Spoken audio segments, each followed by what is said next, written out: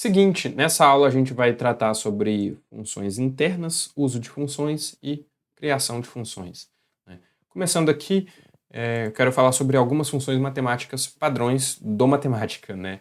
Em que o matemática, de forma geral, ele tem basicamente todas as funções matemáticas padrões que a gente encontra por aí, né? Como, por exemplo, aqui está uma tabela, né, com algumas funções comuns da matemática, em que a gente tem, por exemplo, a função exponencial, né, já construída no matemática, a função logaritmo natural, funções trigonométricas, né, trigonométricas inversas, hiperbólicas, e por aí vai. É realmente muito grande a lista de funções do matemática, ele é bem completo, né?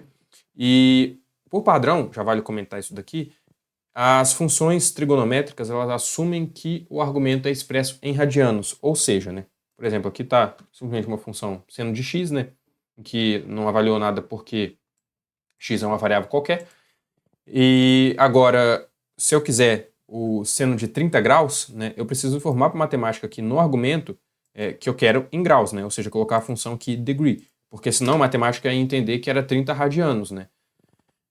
Então, por exemplo, se a gente pedir para o matemática seno de 30, é seno de 30 radianos. Só que ele prefere expressar isso para a gente como simplesmente seno de 30. Se a gente quisesse a avaliação do que é isso, né, ou seja, a avaliação numérica, o valor de seno de 30 radianos, a gente teria que usar a função n, né, que passa a avaliação numérica, e a gente obteria, então, esse valor aqui para a função, né, função seno de 30, né, radianos. Agora, a gente tem também construído no próprio matemática funções especiais, né, que são muito comuns na física, na matemática, né, como, por exemplo, funções de Bessel, Legendre, funções hipergeométricas e por aí vai. É bem completo a matemática também nesse sentido, certo? E por que eu estou falando isso daqui? Porque elas costumam aparecer muito como soluções de equações diferenciais, por exemplo, né? Então já vale a pena destacar esse ponto aqui do matemática, né? Então, tomando como exemplo, né, a gente tem aqui, por exemplo, a função Bessel-J, né, em que aqui a gente tem a ordem da função de Bessel e aqui o seu argumento, né, no caso seria essa aqui, né, e aqui eu apenas fiz um plot, né, para vocês verem que aqui a gente tem a função Bessel de ordem 2, com o intervalo variando de 0 a 20, né, e de matemática plotar, ele plota a função para a gente e não se preocupe, a gente vai ver muito sobre plotar gráficos também, né, sobre a construção de gráficos. Esse aqui é apenas um exemplo, né.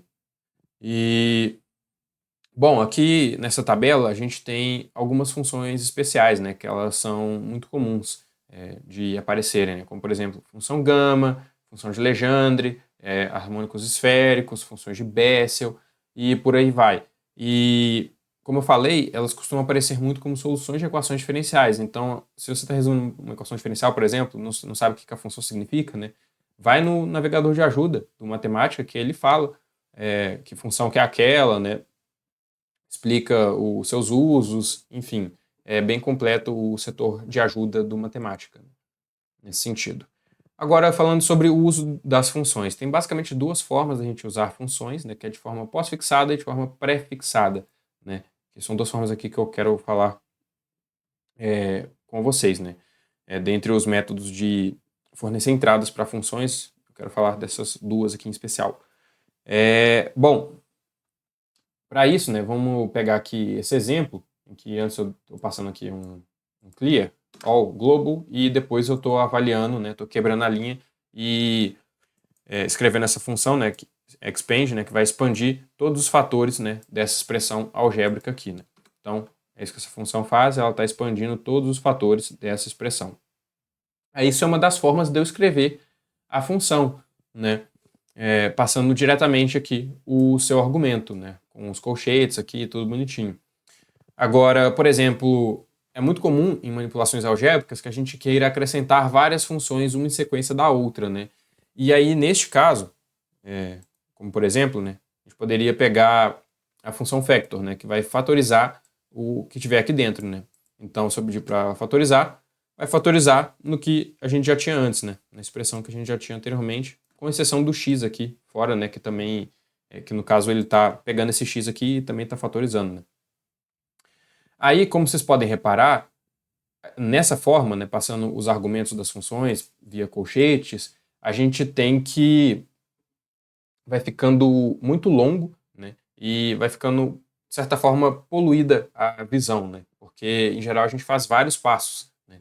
E para evitar isso e deixar de forma mais limpa o nosso código, né, a gente pode escrever de forma pós-fixada, né, pedir para o matemático aplicar as funções, as expressões que a gente quer de forma pós-fixada. E a forma da gente fazer isso é colocando aqui a expressão, usando o operador barra barra e passando a função f que a gente quer aplicar, né? Então, por exemplo, aqui ó, a gente tem a expressão anterior, né? Aí eu vou pedir para a matemática expandir ela, certo? Passando de forma pós-fixada, né? Escrevendo barra barra expand, aí a matemática vai expandir, e depois se eu escrever factor aqui, ele vai fatorizar para mim a expressão, né? Então, de forma geral, a forma pós-fixada é muito conveniente para adicionar funções de avaliação numérica, simplificação ou formatação no final de uma expressão, certo? Agora, tem uma outra forma da gente fazer isso, que é usando, ou seja, né, aplicar funções a uma expressão, que é de forma pré-fixada, né? E para isso a gente usa o operador arroba, né, dessa forma aqui, passando a função antes, colocando arroba e a expressão que a gente quer. Então, por exemplo, nesse caso aqui, ó, a gente vai aplicar a função expand e depois a função factor, né? Só que repara aqui nesse caso que eu coloquei um parênteses a mais, né? Porque vamos apagar aqui a função factor para depois eu colocar ela, mas repara que aqui ó, eu coloquei um parênteses a mais que eu não tinha colocado aqui, né? E já já isso vai ficar claro, mas vamos só ver então como é que a função prefixada atua, né? O expand no caso. Vai atuar da mesma forma, certo? Expandindo a expressão, e aí se eu colocar factor, a gente vai ter a aplicação da função factor de forma pré-fixada, né? Agora, comentando por que eu coloquei esse parênteses, é por conta do seguinte: as formas de escrever as funções, sejam pré-fixadas ou pós-fixadas, elas têm diferenças, né? E principalmente no que se refere à sua precedência. Ou seja, se eu colocar a expressão aqui x mais y e pedir para a matemática aplicar a função f de forma pós-fixada, ele vai primeiro fazer a operação aritmética, x mais y, e depois aplicar a função a este resultado. Isso significa dizer que a função f ela tem uma precedência mais baixa do que a operação aritmética. Agora, se eu fizesse a aplicação de forma pré-fixada, a gente tem que primeiro o matemático aplica essa função ao x e depois ele faz a operação aritmética de soma, né? Ou seja, essa forma de escrever a função tem uma precedência mais alta em relação à operação aritmética, né? Porque primeiro ele aplica a função e depois ele soma, certo? Então, a gente tem que tomar cuidado quando a gente está aplicando de forma pré-fixada, de forma pós-fixada, com a precedência. E foi por isso que eu coloquei esse parênteses aqui na forma pré-fixada, né? Porque se a gente não tivesse colocado o parênteses, né? Vamos apagar aqui o parênteses. Repare o que teria acontecido. Não teria acontecido nada, né? A expressão teria continuado a mesma. Por quê? Porque o matemática ele vai pegar essa expressão aqui, expandir ela, que não tem nada para ser expandido aqui, né? E depois fazer as multiplicações restantes aqui, certo? E aí ele não dá a saída que eu gostaria, né? E para que ele dê a saída que eu gostaria, eu preciso colocar os parênteses, né? Para indicar que é para ele expandir tudo aquilo, certo? E aí, fazendo isso, a gente tem, então, a forma correta, né? Isso acontece por conta da precedência da função, da forma pré-fixada, né? Que é diferente da forma pós-fixada. Na forma pós-fixada, eu não tenho esse problema, como a gente viu, né? Porque ele vai primeiro fazer todas essas multiplicações aqui e depois expandir, né? Então, tem essa questão que a gente tem que tomar cuidado na hora de escrever de forma pré-fixada ou pós-fixada. E uma coisa útil da gente fazer é colocar justamente parênteses, né, para garantir que a gente avalie da forma como a gente quer, né? Então, colocando um parênteses, a gente tem que a função pode ser colocada de forma pré-fixada, que ela vai ser aplicada a toda a expressão aqui, certo? Bom, agora falando sobre funções listáveis, né? O que acontece? Muitas funções elas podem ser aplicadas a cada membro de uma lista, né? Então, vamos pegar, por exemplo, aqui ó, a função prime, né, que dá um número primo relacionada a esse número aqui, ou seja, o primo de número 3, né? Qual que é o primo de número 3? É o 5, certo? E aí, no caso, vamos pegar aqui, então, um intervalo de valores, né? De 1 a 100. No caso, essa função prime, por ela ser listável, ela pode ser aplicada a cada argumento da lista, né? Ou seja, ela vai me dar o primo 1, o primo 2, o primo 3, até o primo 100, né?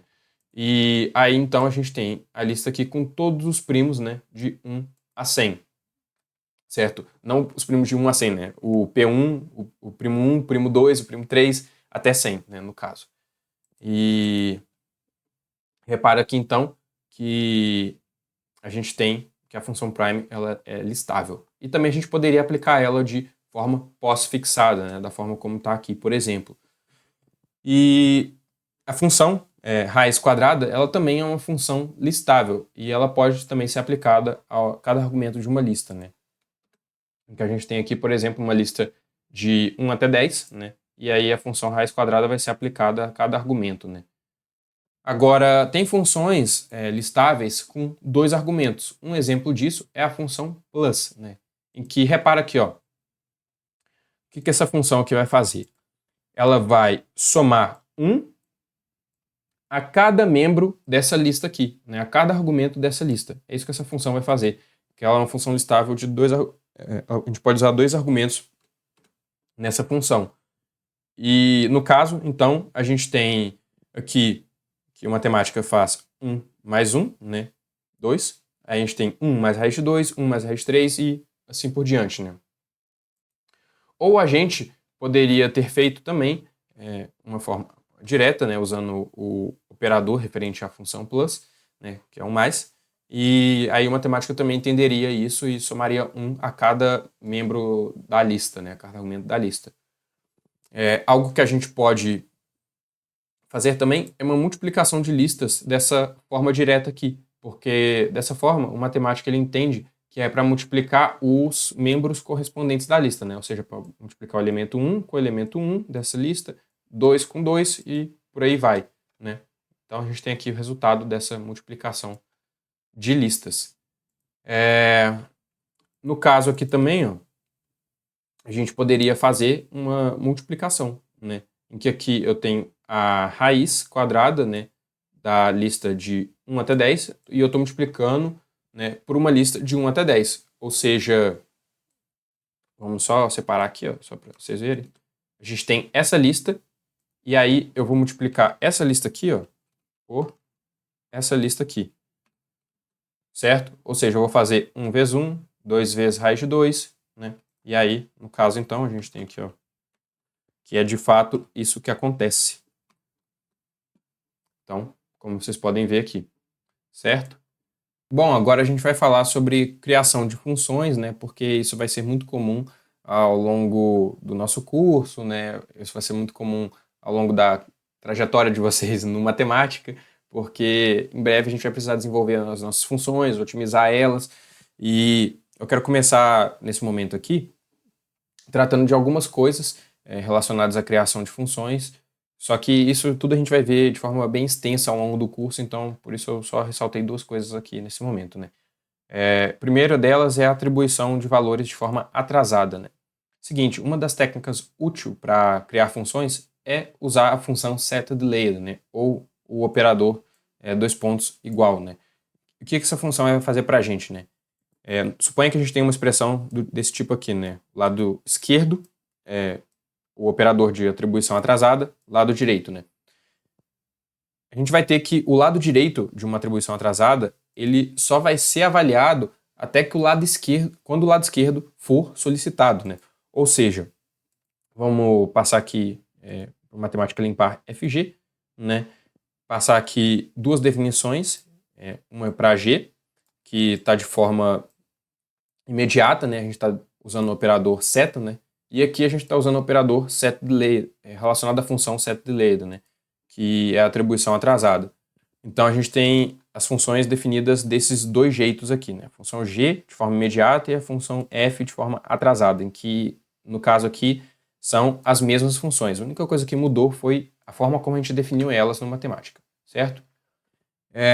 Bom, repara que para alguns casos essas funções elas vão retornar os mesmos resultados, como por exemplo, se eu pedir para matemática g de y e f de y, a gente vai ter aqui o mesmo resultado, né? Menos 1 mais y², né? Em que a matemática simplesmente substituiu o y, né? Aqui, e a gente tem aqui, então, esse resultado. Só que se a gente complicasse um pouquinho mais o argumento da g e da f, como por exemplo, somando, né? Aqui o y ao x, né? A gente já teria uma mudança no resultado das funções que reflete muito no que a gente quer, né? Dependendo do caso. Em que aqui, ó, repara, para o caso da função g, que está associado à definição imediata, né, a atribuição imediata, o que o matemático está fazendo aqui? Ele está já expandindo, né, esse resultado, esse argumento aqui, e aí, no caso que o argumento é o x mais y, ele simplesmente substitui o argumento como x mais y. Ou seja, ele não coloca x mais y primeiro e depois expande. Não, essa forma aqui já é a forma como está definida, né? E aí ele simplesmente substitui o argumento, né? Ou seja, deixa eu pegar aqui de forma mais explícita, né? Aqui, ó, o expand, pronto, está expandido. Matemática, nessa forma de atribuição imediata, ele vai simplesmente substituir aqui o x pelo x mais y. E não é isso que a gente quer, né? Em geral, a gente quer que o matemática expanda qualquer coisa que eu colocar aqui, né? Então, se eu colocasse, sei lá, aqui é x mais y mais z, enfim, qualquer coisa aqui, a gente queria que o matemático fizesse o quê? Expandisse o que tivesse aqui dentro, certo? E isso a gente obtém através da função f, né? Que foi definida de forma atrasada, né? Com a atribuição atrasada. Porque nesse caso aqui, repara que a gente tem o que a gente esperaria, né? Que seria o matemática pegar o argumento que a gente passou para a função e aí depois aplicar a função expand a ela, né? E expandir. E isso daí está associado justamente à forma como as funções foram definidas, né? Porque nesse caso aqui, o matemático ele avalia imediatamente, né? E depois ele substitui o que a gente pediu para ele. Nesse caso que não, ele substitui primeiro e depois faz a avaliação, né? Então, se a gente for perguntar para o matemática aqui, por exemplo, o que é g, né? Repara que para o matemática g, né, é essa função aqui, né? A gente assumir essa definição, a função g, né? Só que se a gente perguntar para o matemática, por exemplo, o que é o f, né? Ele vai falar que o f está definido dessa forma aqui. Ou seja, repara que ele não expandiu, né? Tal qual a função g fez, né? Isso porque a definição aqui está de forma atrasada. Então, sempre que a gente passar um argumento, né, para o matemática nesse caso aqui, ele vai primeiro colocar o argumento, né, na função e aí sim ele vai executar as operações, né? Então, essa diferença ela é muitas vezes crucial para o que a gente quer fazer, né, em determinados casos. Então, seguindo, vamos falar agora de nested functions, né, em que a gente tem a função nest aqui, que possui em geral essa forma, né, que vai produzir uma expressão com a função f nested. Nested seria basicamente aqui aplicada, né, n vezes com o argumento mais interno x, né. De forma geral, né, uma analogia muito boa para entender a função nest é pensar nas bonecas russas ou bonecas de matrioshka, né, que seriam basicamente uma composição de bonecas, né, e é isso em geral que a função nest produz, né, esse em geral é o efeito da função nest. É uma aplicação da função várias vezes, ou seja, vamos pegar aqui, por exemplo, né, essa célula, que primeiro eu vou limpar a f, né, porque a gente tinha definido ela anteriormente como outra coisa, limpar também o x, né, que já está limpo aqui no caso, e pedir para a matemática aplicar a função f à variável x 3 vezes. Então, o que o matemática vai fazer? Ele vai compor f a x 3 vezes, né? Então, aqui ó, fez f de x, f de x, né? E f de f de f de x. Então ele vai compondo as funções tal qual a gente tem aqui, por exemplo, né, nas bonecas russas, né, que vão se empilhando uma por dentro da outra, né, basicamente. Agora, tomemos como exemplo aqui, por exemplo, a razão áurea, né, que pode ser representada como essa fração contínua aqui. Agora, vamos definir de forma atrasada a função f de x como sendo 1 mais 1 sobre x e usar a função nestlist agora, né? Só que antes disso, aqui, ó, definindo, né, a função f dessa forma, vamos aplicar a função g x 3 vezes, né? A gente vê que isso é g de x. E usando a função nestlist, o que ele vai fazer? Ele vai quebrar cada um desses passos, né? Então primeiro ele vai passar a variável, né? E depois a g de x, e depois a g de x, e assim por diante, né? Ele vai transformar cada passo, ele vai colocar cada passo em um argumento de uma lista, né? É isso que a função nestlist faz. E aí, a gente estava falando da razão áurea, certo? Vamos pegar aqui que o matemática tem a razão áurea embutida nele, né? Que é a função Golden Ratio, né? Agora, se eu pedir para ele avaliar numericamente, a função, a razão áurea, ela possui esse valor numérico aqui, aproximado, né? Que também pode ser representada, né, por esse i aqui, né? Ela possui também essa expressão, né, a razão áurea. Bom, aplicando então a função f ao 1, né, 100 vezes e pedindo uma lista disso, né, ou seja, usando a função nestlist, a gente tem aqui então a aplicação de f a 1 100 vezes, né? Ou seja, a gente tem uma composição dessa função 100 vezes, né? Para o caso do último elemento aqui, né? E então, note o seguinte, né? Que o f seria a razão áurea que a gente definiu. Então, cada parte dessa daqui, né? Cada argumento dessa lista é uma aplicação dessa função, certo? E aí, se a gente quiser ver como é que está o nosso algoritmo, né, a gente pode simplesmente pegar a razão áurea, né, que é o valor exato aqui, né, dado por essa função do matemática, e dividir por cada membro da nossa lista, né? Dessa forma aqui. A gente divide a razão áurea, o valor exato dela, por cada membro da nossa lista, né? E aí a gente pede a avaliação numérica disso, né? Para a matemática dar para a gente um número. E se a gente fizer isso, a gente vai perceber, né, que a partir de um determinado ponto, esse algoritmo ele converge, né? Converge para 1. Ou seja, a gente tem que, à medida que a gente vai fazendo a avaliação aqui, né, chega em um ponto em que a gente tem, de fato, que o algoritmo está convergindo para 1. Ou seja, a gente tem algo muito próximo de 1 a cada vez que a gente vai aplicando a razão sobre ela mesma, né? Ou seja, a função nest produz o efeito desejado, né? Que é gerar, no caso, a razão áurea, né? Da forma como a gente construiu aqui. Bom, a gente poderia também ter feito isso dessa forma, né? Colocando essa divisão no argumento da função numérica, né? Agora, outras funções relacionadas à função nest e nestlist são as funções fold e foldlist, né?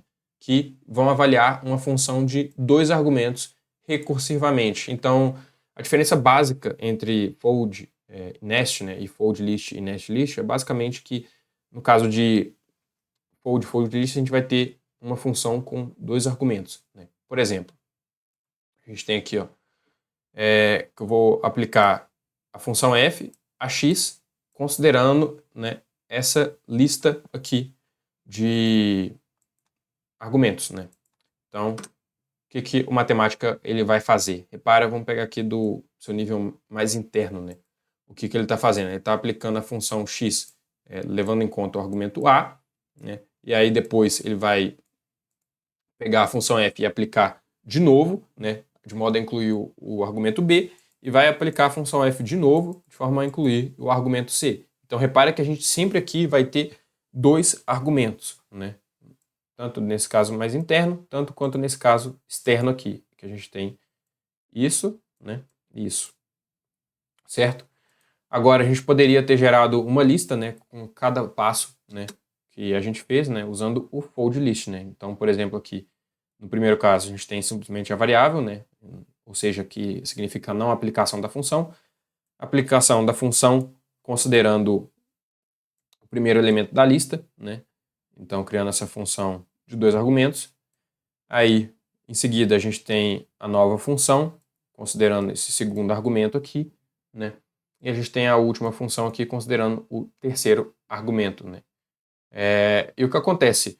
Em outras linguagens de programação, como Python, MATLAB, por exemplo, é muito comum a gente usar comandos como do e while para fazer esse tipo de programação iterativa, né? Só que no matemática, essas funções nest e fold, elas são muito otimizadas para a programação funcional do matemática, né? Ou seja, em geral, vai ser muito mais vantajoso em termos de rapidez, né, do seu código e da velocidade com que os programas vão ser executados, que você use as funções nest e fold ao invés, né, de usar as funções do e while, porque essas costumam ser mais lentas comparadas a essas aqui do matemática, porque internamente, né, o matemática ele é otimizado para ser uma programação funcional, né, ou seja, você ter funções de funções, né, tal qual, por exemplo, fold list, né, fold e nest, né, no caso. Então, por hoje é só. Vejo você na próxima aula.